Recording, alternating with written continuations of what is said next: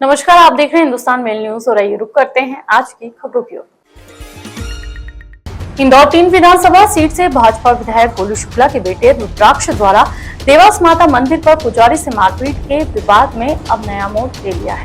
शनिवार को कोतवाली थाने पर आवेदन देने के बाद पुजारी परिवार ने विधायक पुत्र के नाम का जिक्र मारपीट के आरोप लगाए थे, लेकिन अब उन्होंने कहा कि मामले से विधायक पुत्र का कोई लेना देना नहीं है।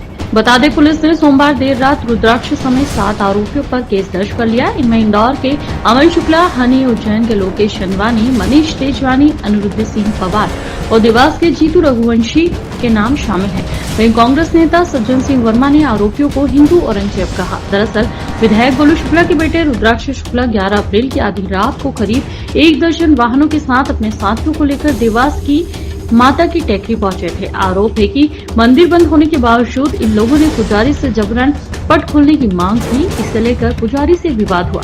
शनिवार को पुजारी ने मामले में पुलिस से शिकायत की। उन्होंने कहा कि मेरे बेटे के साथ मारपीट की गई, मुझे धमकाया गया। घटना से जुड़े वीडियो फुटेज भी सामने आए थे। उनकी निद्रा को खलल डाल के उनको अपमानित करने का काम कर रहे हैं। माँ इनको दंड जरूर देगी। मुझे तो दुख इस बात का है, ये छद्म सनातनी लोग, जिस बच्चे ने घटना दुर्घटना करी उसका पिता विधायक है और उस सनातनी विधायक कोई का भी बेटा हो, किसी ने ये अधिकार नहीं दिया। आप किसी प्रकार की ऐसी घटना दुर्घटना करेंगे, प्रशासन उसकी जांच कर रहा है, कोई भी होगा उस पर कार्रवाई। जो 6 वाहन ऊपर चढ़े थे उनमें से 3 वाहनों को रजिस्ट्रेशन नंबर सहित जिला पुलिस के द्वारा चिन्हित किया गया है और 3 वाहनों का जो रजिस्ट्रेशन नंबर है उनको स्पष्ट उल्लेखित करते हुए 3 अन्य वाहन जिनकी अभी जांच जारी है उनका भी उल्लेख करते हुए एक पृथक से एफआईआर कोतवाली पुलिस में दर्ज हुई है। दिव्यांग युवक मोहम्मद समीर पिता अब्दुल रहमान ने मंगलवार को कलेक्टोरेट में आत्महत्या का प्रयास किया। यहाँ मकान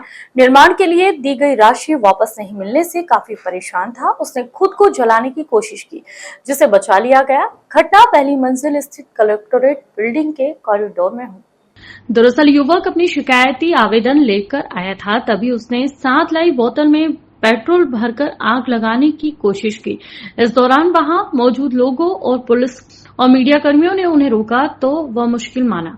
उसने बताया कि उसे इंजीनियर से 9 लाख रुपए लेना है, लेकिन वहां लौटा नहीं रहा। युवक ने बताया कि मैं 2 साल से खजराना थाना से लेकर एसपी ऑफिस तक कई चक्कर लगा चुका हूं, लेकिन मेरी कहीं सुनवाई नहीं हो रही है।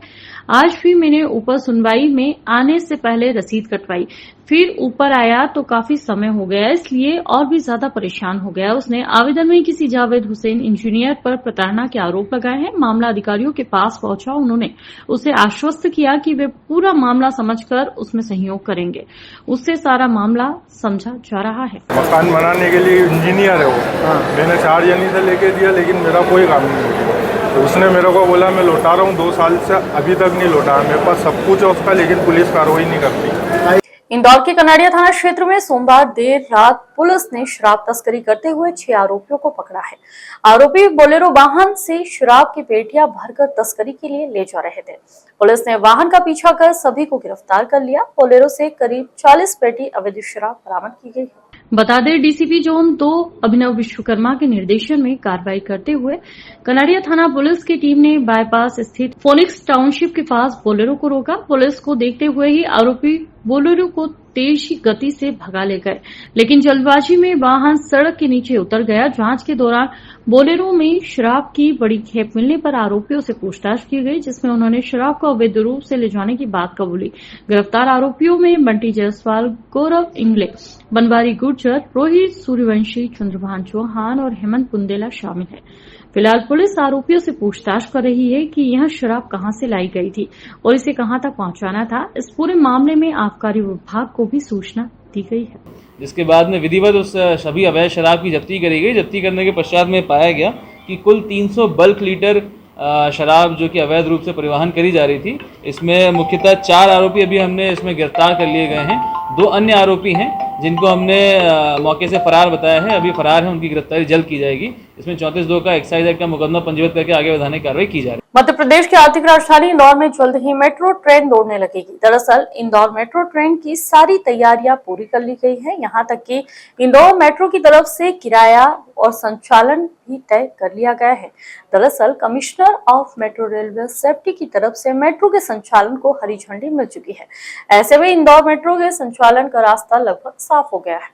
दरअसल एमपी मेट्रो रेल कॉरपोरेशन ने अभी कमर्शियल संचालन की तारीख तय नहीं की। माना जा रहा है कि पीएम मोदी इंदौर मेट्रो को हरी झंडी दिखाकर रवाना करेंगे। इसके बाद इंदौर मध्य प्रदेश का पहला ऐसा शहर बन जाएगा जहां मेट्रो की सुविधा होगी। इंदौर मेट्रो के संचालन की सबसे खास बात यह है कि यहां पहले हफ्ते में किसी तरह का किराया नहीं लगेगा। दरअसल मेट्रो प्रबंधन ने यात्रियों को मेट्रो की ओर आकर्षित करने और प्रचार प्रसार के लिए एक हफ्ते तक फ्री में मेट्रो का संचालन करने का फैसला किया। वहीं दूसरे हफ्ते में 70% तक की छूट मिलेगी। इसके बाद तीसरे हफ्ते में 50% तक की छूट दी जाएगी। इसके बाद चौथे हफ्ते से 3 महीने तक 25% की छूट दी जाएगी। 3 महीने बाद यात्रियों से पूरा किराया वसूला जाएगा।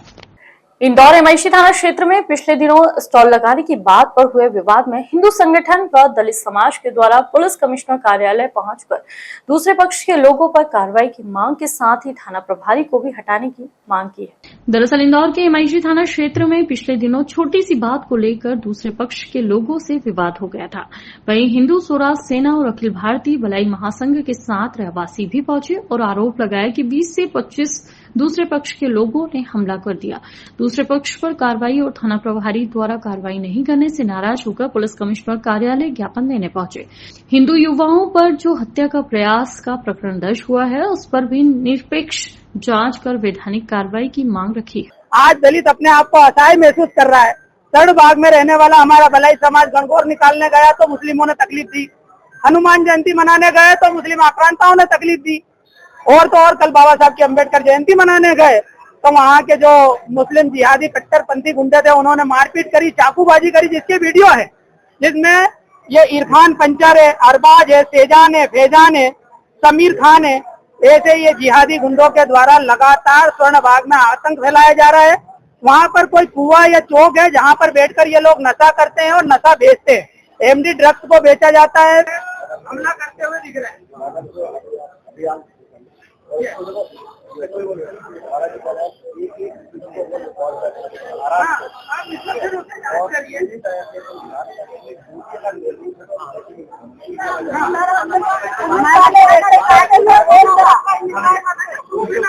और जो मुस्लिम थे उनके ऊपर 51 की मामूली धारा लगा के, जो कि लिस्टेड अपराधी हैं, जिनका कार्य वहाँ पे गांजा, चरस, अफीम और एमडी ड्रग्स वगैरह बेचने का है।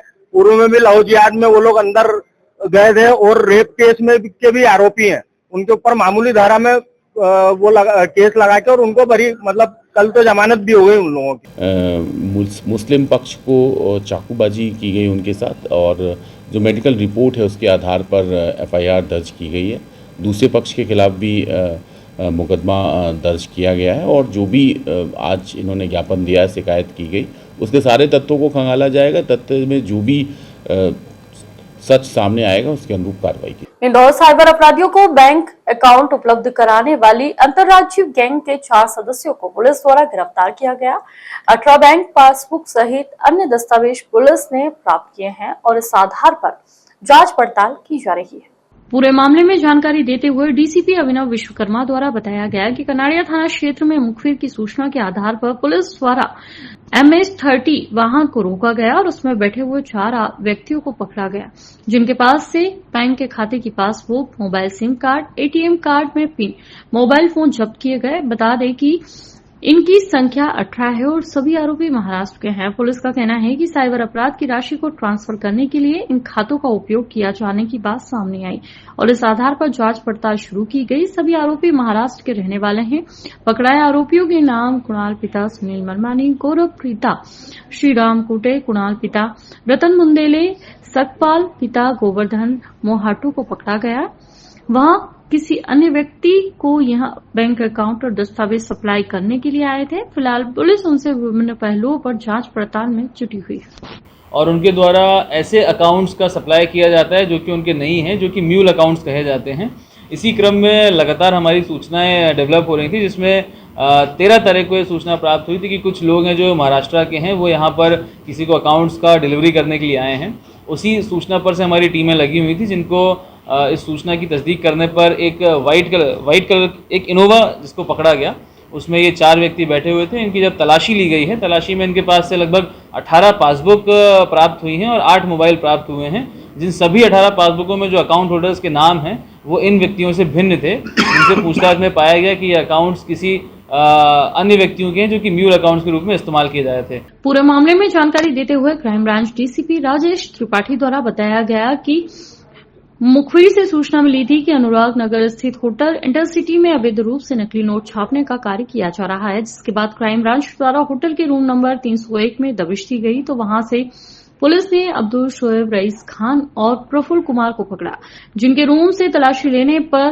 500 और 100 के नकली नोट की गड्डी मिली, जिनसे पूछताछ करने के बाद खुलासा हुआ कि अन्य साथियों के माध्यम से वह इन नकली नोटों को सप्लाई करते हैं और जल्द ही अमीर बनने की ख्वाहिश थी। और पूरे मामले में पूछताछ के बाद आरोपियों ने बताया कि हम लोग छिंदवाड़ा के रहने वाले हैं और भोपाल के रहने वाले आकेश खारू और शंकर चौरसिया नामक व्यक्ति से ऑनलाइन फेसबुक के माध्यम से दोस्ती हुई थी और उसी के बाद उन्होंने नकली नोट छापने का काम शुरू किया था, जिससे नकली नोट तैयार किया जा सकता है।